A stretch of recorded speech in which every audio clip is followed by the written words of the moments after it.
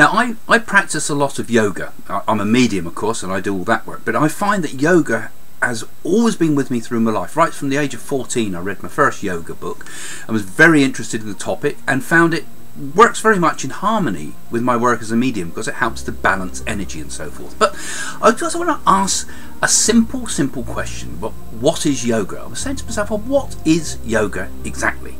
Now, because so many people have so many different ideas about it nowadays, and in the West particularly, we seem to be off on some sort of pretty crackpot ideas about what yoga's all about. Now, let's first of all look. I looked up the definition, and the definition says it's a noun, right? Yoga, a Hindu spiritual and aesthetic discipline, a part of which, including breath control, simple meditation, and the adoption of specific body postures, is widely practiced for health and relaxation. So that's what one definition of yoga is. Well, no, that's not what yoga is, in my opinion. That's what the physical exercise side of yoga is about. The hatha yoga, the ashtanga yoga, and so forth. That is the physical work part of yoga. Yoga, actually, the actual Sanskrit word means yoke or union. It means becoming one, ultimately. The yoga is all about attaining this goal of samadhi, this state of awakening. That's what it's all about. Now, if you're new to yoga, you'll probably be completely flummoxed by what you see out there.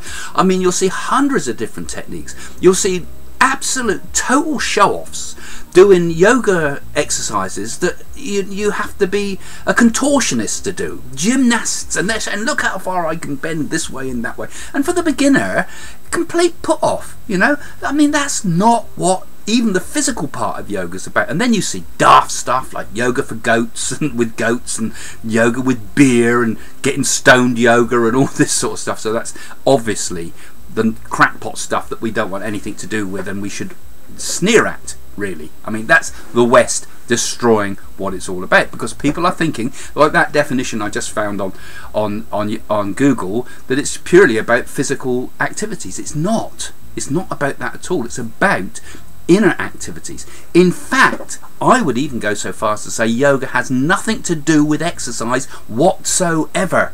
Those are just the formalities to help the person to sit a long time in a yoga posture that's good enough for them to be able to sit for a long period of time and go into the deeper levels of meditation and see where that takes them. So in Patanjali's Yoga Sutras, which was the oldest references for yoga, really, I should do my pranayama a bit more, talks about yoga as a movement into the absolute stillness of being. Right, that's what he defines yoga as. That's the first lines of yoga of the sutras, or one of the first lines. Now, a movement. Okay, we do physical movement, right, into the absolute stillness of being. How can you move into stillness? You're either in stillness or you're out. So there's a very interesting Zen koan almost in that same phrase there in my book. But it is about, really, I mean, from a simple idea, it's about attaining the absolute stillness of being.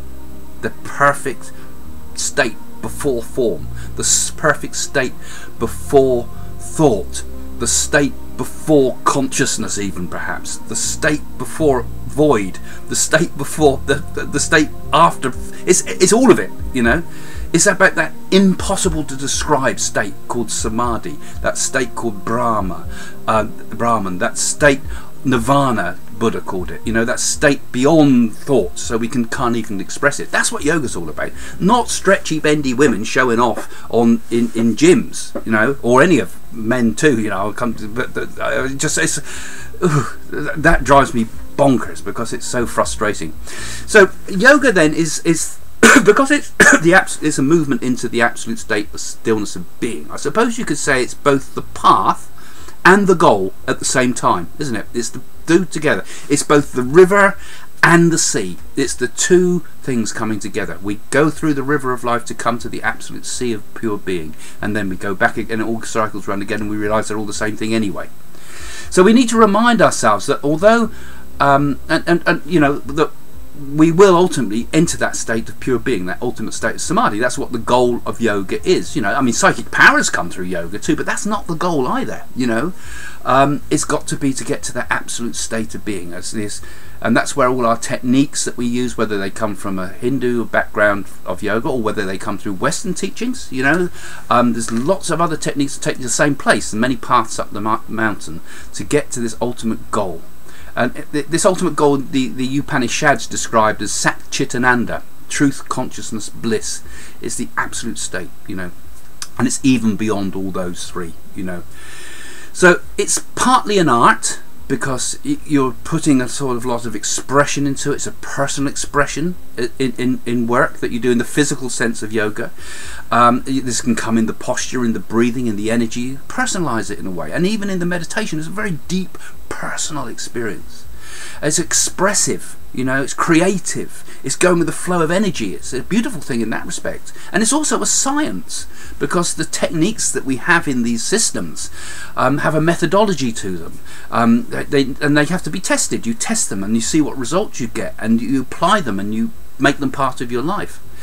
So it's a tremendously inspiring and good thing at its pure form. If you're new into yoga, please look deeper into it. Look at the great teachers of yoga. I suggest possibly Yogananda's a good one to look at too, because he clarifies so much of the junk that people are all throwing in. And he was talking a long time ago, 30s I think he was around. You know, but actually he said that yoga is like mathematics. It cannot fail. You know, it cannot fail. Mathematics, it always comes to the same conclusions. If you follow the path of yoga, ultimately it will always come to the same ultimate conclusions. It will take you to the ultimate goal, to samadhi. It cannot fail.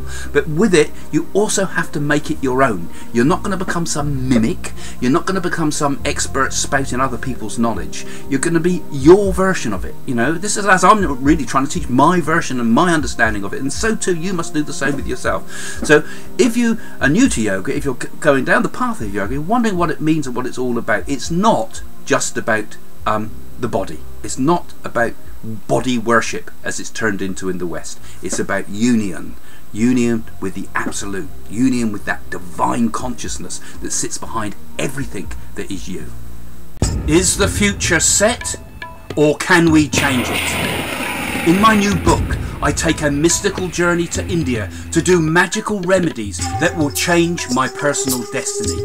I open a 5,000-year-old secret oracle that tells about what will happen in the future.